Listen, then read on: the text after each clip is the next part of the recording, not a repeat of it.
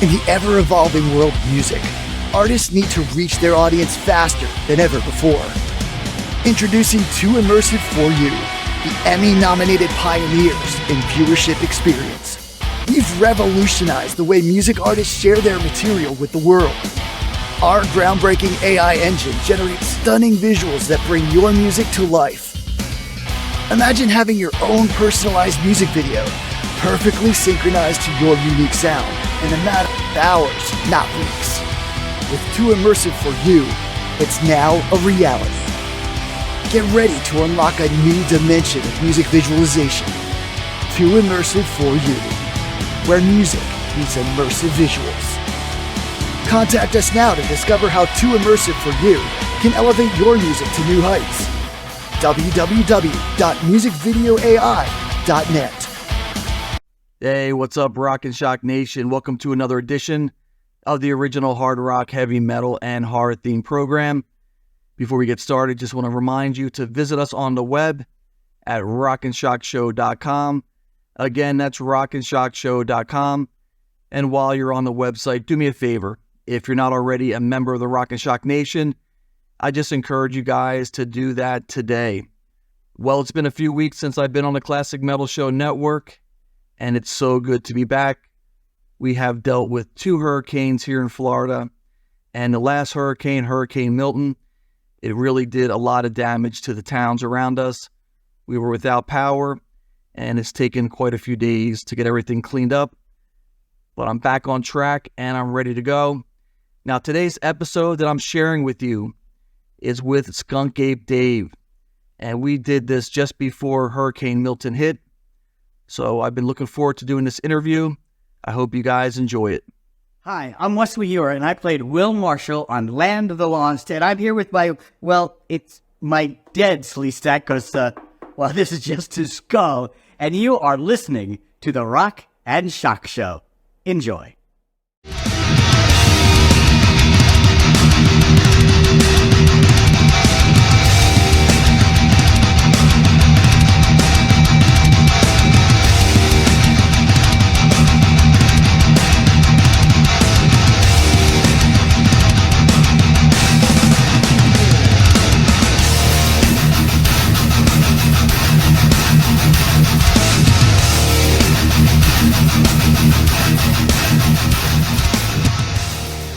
All right, we only have a short time with Dave Shealy, and this is someone I've been talking about for the past few months. He's also known as Skunk Ape Dave, and we are so fortunate to have him on the program.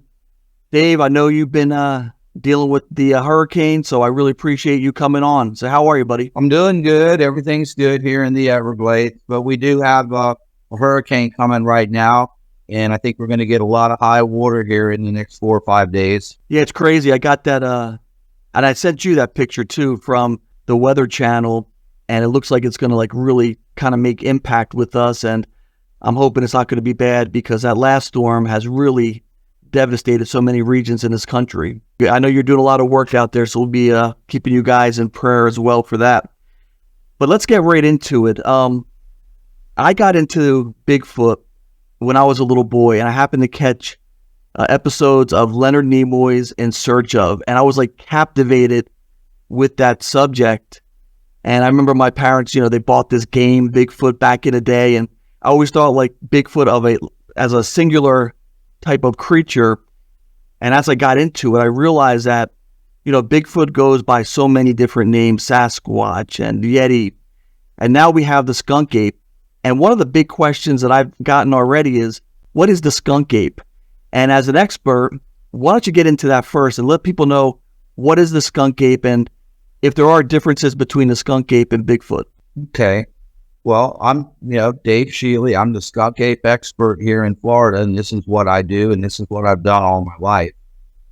I'll start out by saying I don't really know that much about the Bigfoot. I was lucky enough to go to a few conferences out in the mountains in Washington and Oregon this year, but that was my first contact with any real Bigfoot people. I grew up in the Everglades. It's my home. That's where I do my research. And we've always called them skunk apes down here in the Everglades. That just kind of the way it's been all my life. I saw my first skunk ape when I was 10 years old here in the Big Cypress National Preserve, which borders Everglades National Park. A lot of people think the Everglades isn't that big, but we actually have it's the largest wild, interconnected, protected lands east of the Mississippi in the country. We've got 3 million acres here. Really? Yeah, and I live right in the middle of it. But now you ask me a question, what's a Bigfoot or skunk ape? What are the differences? Well, the animals we have down here in the Everglades that people describe as a Bigfoot are much smaller. So where Bigfoots are 8 or 9 foot tall, here it's more, the sightings are 6.5, 7 feet tall at best, a little different color. They also climb trees. They spend a lot of time in the trees. I don't know, maybe some of your listeners saw Expedition X recently, where they actually went out into the preserve here. I helped them a lot, and they found a nest, and they did a lot of studies on that. So they go up in the trees much like orangutans, and that's a behavior that's not really talked about in the Bigfoot world, you know. And the footprints themselves are different. I believe we have a genetic offshoot, maybe subspecies of a Bigfoot here. These things have been in the Everglades for a long time. You look on the wall behind me here, you can see all these Post-it notes. Oh, yeah. These are just the sightings here in the Everglades in the last 3 months. Really? So there's a lot of sightings. That's pretty amazing. Yeah, because I was watching your video, and I forget who did the documentary with you, and he was showing the headquarters, but he was talking about the Bigfoot having 4 toes. Now, have you ever gotten any blowback from the Bigfoot community regarding? Are you kidding me? Oh, hell yeah! I mean, I've been actively researching now. I just turned 61 since I was 10 years old. So I've been doing this for 51 years. And it's been a big stickler between me and the Bigfoot people out west, because people think, well, we got a Bigfoot in Florida. But the toe's been a turnoff. They've been very Bigfoot researchers in general, organizations around the country have been very reluctant to accept the possibility that we may have something down here that's just a little bit different. And it's taken me pretty much my whole life, really, just to get them to come around. Now they're down here in big groups, but it's taken a long time for them to come around, and I don't know why. I used to say, I'm the best there is, but there was nobody else doing it. So I was like telling the truth, but now today there's more people, and I got to respect the young people coming up and encourage them to get out and do some research as well, because these things, they need to be protected. We have a pretty good stronghold going on here deep in the Everglades, but the predators, a lot of development going on, stuff like that. And so I think there needs to be some guidelines in future development here in Florida, maybe a little stronger than they have been in the past. And so I'm open for that. And, I like to think I'm still the best. I probably am. But, there's some really good people out there that are doing amazing work in the field right now, especially in the Central Florida area. In fact, the show I did with Expedition X, it was centered on Central Florida and the Space Coast, because more and more people are seeing skunk apes up there. And I can't help but believe that there's a few up there. Why wouldn't there be? Right. No, you're right. So are you in talks at all with the state wildlife about this? About setting some standards and some protection, things like that? Yes and no. I mean, they're fully aware of the phenomenon that has occurred here in the Everglades, and they know that it's huge. No doubt. And I went on an investigation with Fish and Wildlife. I don't even know when it was. I don't know. I'm just going to throw this out. I'm going to say it was 9 years ago. They came to me and said, Dave, we can't believe we're even here, but we found these tracks and we don't know what they are. And we could really use your advice. And so I went with them up to near a farming community called Immokalee, Florida. And they showed me the tracks. They were down in a ditch. And I called a buddy of mine who had some bloodhounds. And we got the dogs to follow it, and we probably trailed it maybe 7-8 miles into the interior of the national parklands, Big Cypress. And we came upon a huge fence, maybe 12 foot tall. And the tracks were circumventing the fenced area. It was through the brush. We couldn't really tell what it was. But all of a sudden, we started hearing monkeys, gorillas, stuff like that. And the tracks just kind of meandered off, and they went into a deep water swamp, and we really couldn't go any further. So I investigated that particular, what was going on, and there was some type of monkey research genetic thing going on in there. It was called primate products. And so this story went out in Smithsonian Magazine. And when the story came out in the magazine, immediately the facility was shut down and closed. But it was cordoned off with signs that said, like, even law enforcement, federal people, they were not allowed to enter that property without warrants. It was absolutely marked no trespassing. They had gates as well. So I don't know what was going on there, but I can tell you Fish and Wildlife knew about it, because Fish and Wildlife are the ones who brought me there. Really? Well, yeah, and I don't know. I have no idea to this day what that was. I know one day at my facility, at my research headquarters, a small bus pulled in, and a lot of people got off of the bus, and they looked like scientists and stuff. They weren't tourists. And I did see that bus go into that facility. So I think they sent people down to my place. The Park Service investigates the Skunk Ape as well. They brought in researchers from Indonesia, orangutan experts. They spent about 1.5 years here in the Big Cypress, walking the swamps, mainly looking for the nests up in the trees or the bedding areas, because orangutans, I think they build a new one every night. So they figured the place would just be littered with these tree structures up in the tree above the water line.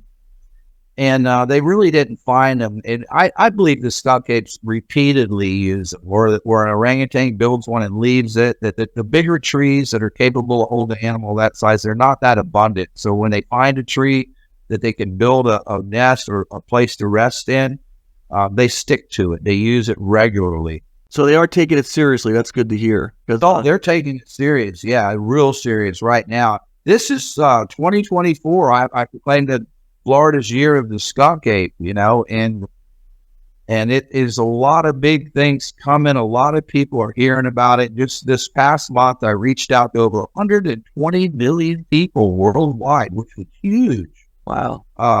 It's just been steady putting out information. People want to know about it. People in Japan, people in China, people in South America, people in Canada, people in Greenland.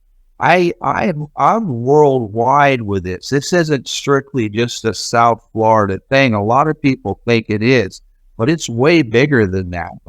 Most of my media stuff is overseas, and it's a lot. I've really worked hard to bring awareness to this species. In fact, when I took my pictures in 1997, it was a strange phenomenon occurred, because I've always been under the perception that if you throw a rock in the water, that waves go out from it.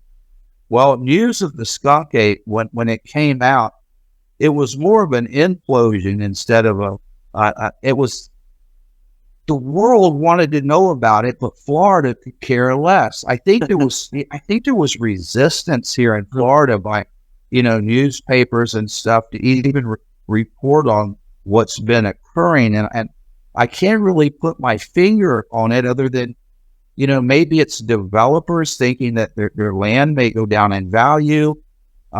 I thought I would have an open door with the cowboys here in the state. Yeah, they call us crackers. I'm a cracker born there. I'm from the southern part of the state, right? The ranchers were very reluctant to let me on their land. And I thought the Indians, were a little standoffish, and it's taken me 50 years, but I go on all the reservations now, and probably 2/3 of the cattle ranches in the state of Florida have opened the doors for me to do research. I think at first it was a little scary for people. They didn't know what to think about having these animals around. The mountain gorillas weren't discovered till a little over 100 years ago. People didn't even know mountain gorillas existed. If you look at drawings of the Roman Empire when they were killing all the animals in the arena, wouldn't you think they'd have a gorilla out there for the main event? You didn't see no gorillas. They didn't even know gorillas existed during the Roman Empire. It was a thing of, that would be crazy that there's this thing that looks like a man covered with hair in the mountains. People just didn't accept it. They didn't believe it. Well, that's what's going on here in the Everglades. I've always believed in Bigfoot. And when I was we were in central Georgia for some time when we were doing some ministry. And it was, a very rural area. And we were actually on 300 acres. And there were like 3 Native American villages that used to be on that property. And one night I was out there and I just heard the yell. And I just knew as soon as I heard it, it was a Bigfoot. I've heard a lot of things. I've spent the last 3 nights out in the Everglades. I spent the last 6 months. I've heard a lot of things, but I'm listening. I want to hear. That's interesting to me. Yeah, it was. I mean, I knew that night because when you heard it and you just heard that yell, and that's when I know. I know that this is real because who are we? And as human beings, we think we know everything. And there's so much that we don't know. There's so much land out there that we haven't explored, we haven't looked at. And just like you said, I mean, the Everglades, it's so expansive. Who's to say that something like that couldn't live out there? And you've seen it. You showed it does. Oh, it undoubtedly does. I have no doubt in my mind about it. I've photographed them. You look at my video, people look at my video and say, well, that could be a man with a monkey suit. It could be. I'm telling you, you cannot walk there.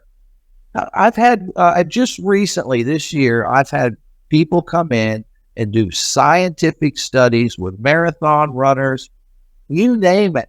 That's not, that is a wild animal.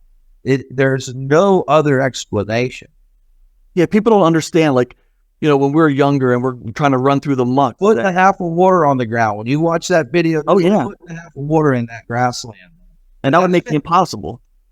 Yeah, we pulled up. They've got things buried in the ground.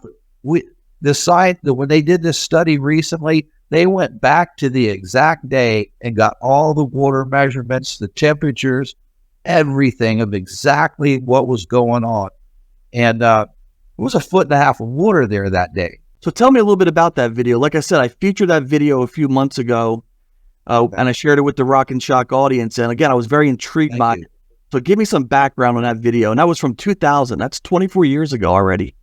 Yeah, it seems like yesterday. I was out where I do my research in that area. Wasn't particularly looking for skunk apes, although I always keep an eye out. It was in July, just before our rut. It was for the bucks were rutting, and I like to bow hunt. So I was out kind of looking around as I do all the time.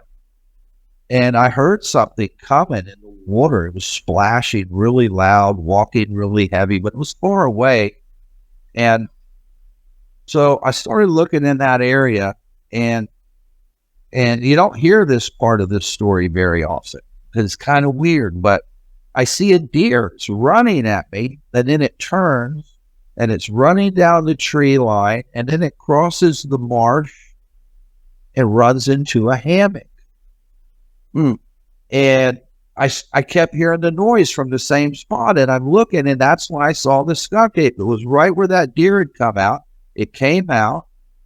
It followed the same path down through those trees. It crossed that marsh and went into that hammock right where that deer had went.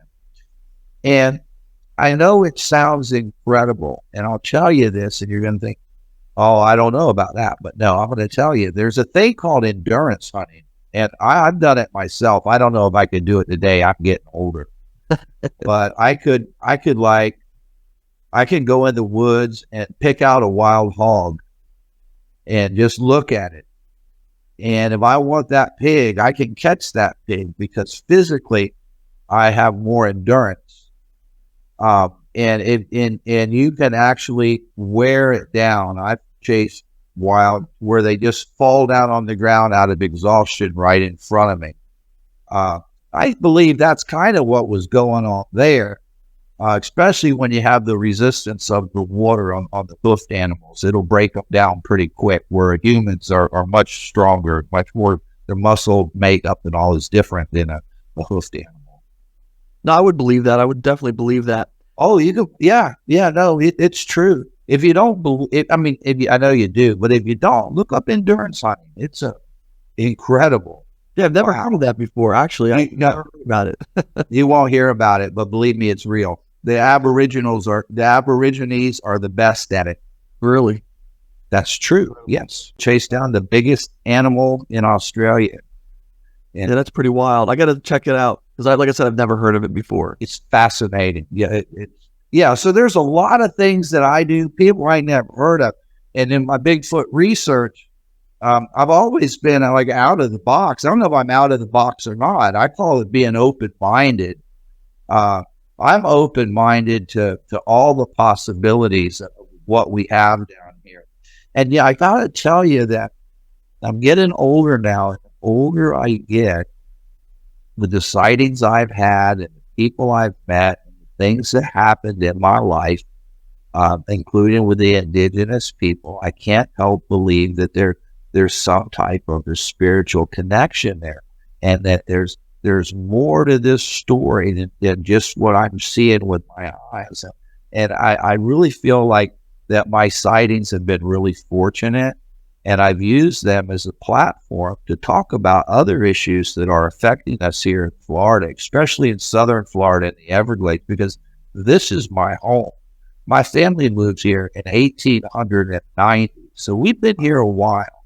And there's a lot going on down here, a lot of money being spent, a lot of programs. You know, I kind of like to be this somewhat of a spokesperson for the environment and the wildlife down here. I don't know how good of a job I'm doing, but I try. Well, that's great. So when was your last sighting? My last sighting, and in 2000, I took the video. My very last sighting, and people have asked me this, and I tell you, it's been rough down here. Living in the national park and just all under government control. It's been very frustrating, for me. I don't really want to get into it, but it's not been good for me. So I try to forget a lot of things. But I think it was around 2007 was the date. But I can lose 10 years like that. 10 years a while. I can't even remember nothing. Right. And I think it's something that we have as humans, that, something traumatic, time period you don't want to remember. So that aside, I think it was around 2007. I was hunting a food source. I decided that I was going to use a food source as an attractant and do some research. So I went in September. The stall palmetto berries were full ripen. And there's a lot of poaching that goes on for the stall palmetto berries. They're used for cancer, not research, it's medicine. They use it for medicine. The pharmaceutical companies buy them. So the Everglades and surrounding areas, and even ranchers have a problem, are just inundated with, I want to call them migrant workers, but I don't want to put it on anybody, but it's generally people who are used to working in the field all day and carrying heavy loads. Right. They bring, whether, I don't know who they are, but that's what they do. And they drop them off on the side of the road, and they run into the forest and spend the day picking these berries. They pick thousands of pounds of them, and then they pile them by the road, and then it's illegal operations for pharmaceutical companies. It happens. It's real. So I wanted to avoid that. I wanted to use a food source that wasn't being affected by the illegal berry trade. So I picked a saw palmetto hammock north of I-75, just near the Seminole Indian Reservation. It was about maybe 30 acres of saw palmetto, which is pretty big. I had the wind in my face. I had seen tracks in that area before, so I thought it just might be a good spot. So I started moving into the saw palm meadows. As I moved along, maybe halfway through this patch, the ground's a little drier in there. It's easier walking, but it's loud. So I was trying to be quiet. That's when I noticed right in front of me, I saw something. And at first I thought it was a bear. It's kind of black in the bushes. And then it stood up, and it didn't. And even though bears, you don't think of bears as like elephants having big ears. Like, oh, bears got big ears. No, but they're not big, but they're really, when they stick out. When you see a bear, you see its ears. And I didn't see its ears. I didn't see that Roman nose that I know is a bear so well. And it wasn't that far away. So I was amazed, caught off guard, which I really shouldn't have been, but I was. And then what was amazing about that is I saw two other areas where the saw palm meadows were shaking, where there was something in them, and it ran off, and all of it went off together. So that was the first time I've ever seen more than one. I believe there were 3 different animals there. One of them was a little bigger than the other 2 because I caught a glimpse of it. But that was my last sighting, and I'm going to go ahead and pin the date 2007. But if I'm off a little bit, don't hold it against me. I've been through hell. No, I'm sure you have. And like I said, I know that you know, our time is short with you today. So why don't you tell us a little bit about the Skunk Ape headquarters that you founded and that you're operating today? Okay, it's I just got number 2 roadside attraction in America from USA Today. Number 1 in Florida, roadside attraction. I know I'm not Disney World, but for a roadside attraction, we do pretty good as far as people coming in and enjoying the place. And I got the 2nd biggest snake in the world, Goldie the python. She's 24 feet long, about 300 pounds. We've got some gators. We've got like a gift shop area, because I've been funding my research for years through T-shirt sales, and it's been good. I'm really blessed to have so many people being so supportive for so long. And we have a campground there with restrooms, and it's like a state park. It's not like a trailer park. It's open and green, and we don't do long term, just weekenders. Sometimes people can stay a couple weeks, and it's very nice. We have indigenous huts on the back of the property that the Indians built for us and recommended we do this, and it's been good. We have let's call it glamping, but you're in a traditional Seminole Indian cheeky on the edge of the grasslands. And then we have some cabins we rent out. We're also licensed by the National Park Service to do canoe and kayak rentals on a river nearby. And we have guides that work for us. And we have the only traditional glade skiff tours in all of South Florida. And that's like a gondola boat. It's just made out of plywood. It's long, and you pull it with a big stick. And the guides they all have to go through the training program with the national park. They're called eco tours. They're not skunk ape tours. And the guides are real familiar with the Florida farm. Right now we have a black Seminole working for us, which is unusual.